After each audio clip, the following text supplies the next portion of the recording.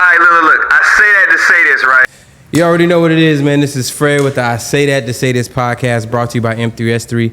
Appreciate you pulling up to check out this new episode. But listen, to help this channel grow, make sure you like, make sure you comment, and make sure you subscribe. And don't forget, the members get exclusive content. You already know. Hope you enjoy the show. That mindset that you have, it's always business oriented. right? So is that the logic? Everything's business is not personal. Because you think I didn't get the flack for 6ix9ine? A dude that called himself the famous Crip?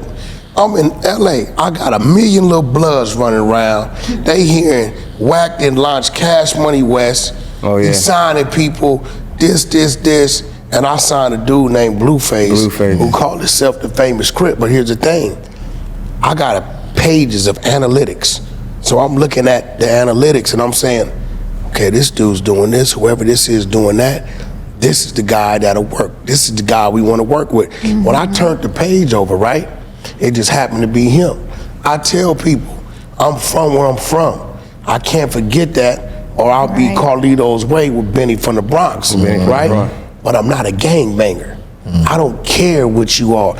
When I turned the page over and seen it was a Crip, now we talking business, what I want to do? Ball that up and go to the dude that don't fit the business model? Right. No, sirree. I'm not gonna do that, right? If what's on the back, the analytics on the back of this page said this is the one, and I turn it over, and it just happened to be a guy named Blueface who said he's a famous Crip, then that's just who it happened to be. Right. And he loved me like a uncle today. You can't tell that young man trust me with his life. Right. He didn't come into it that way, but over time, and he sees the efforts, and that's really what it's all about. And I want to be an example for those cats that are gangbanging, to show you don't have to be extreme with that.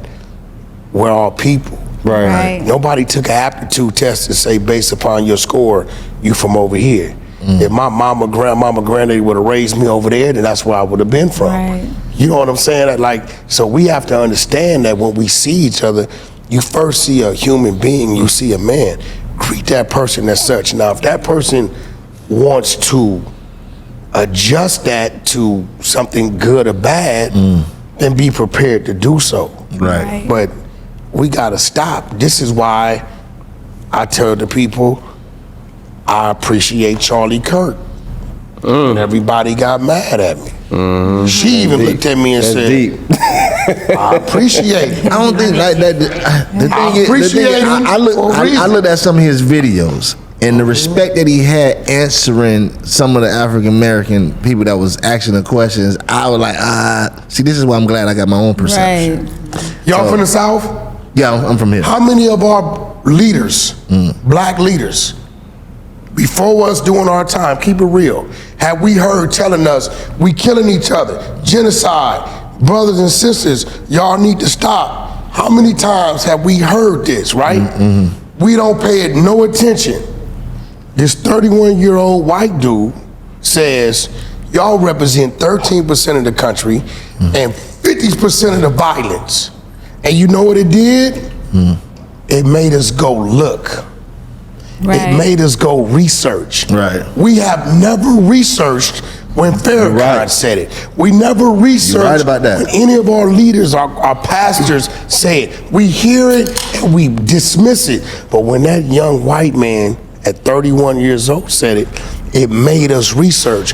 And when I researched it, although off on his numbers, the 50% may be like high 30s, mid 40s, it still makes sense because the 13% of the country that represents black Americans, remember, that's factoring in the toddlers and the elderly. So it's really 8% of us, of able, willing, youthful bodies that's representing this 40%. So I appreciate his message because the shock value of it made us look, which is now making us pay attention and have brothers saying, hey bro, let's prove them wrong. Right. Let's change You're absolutely this. right. So that's what I mean by I appreciate his message. He's absolutely right, because I did my own research. When on did that you as well. start researching? When he passed away and I started looking at the You messages, said I I actually said- did, yeah. Deacon Jones says it. Yeah. We be like, It don't matter. Because I wanted to be radical, you know. I be against that type of stuff. But A when you went Caucasian and man looked- telling us we the highest number. Let me go look this up and prove them wrong. And the numbers match. Wait a The minute. numbers, yeah. Hold on. so now It's the messenger. Yeah, Right. so now That's what it is. hoping, like I know you was like, you know what, bro, we need to do better.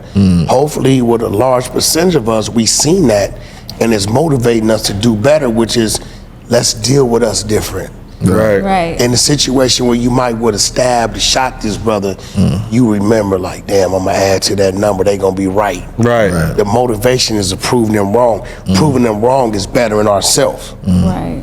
You right? Let me ask you this, right? And this will be a two-part. Speaking of Blueface, now that he's out, what type of conversations are y'all having at this point?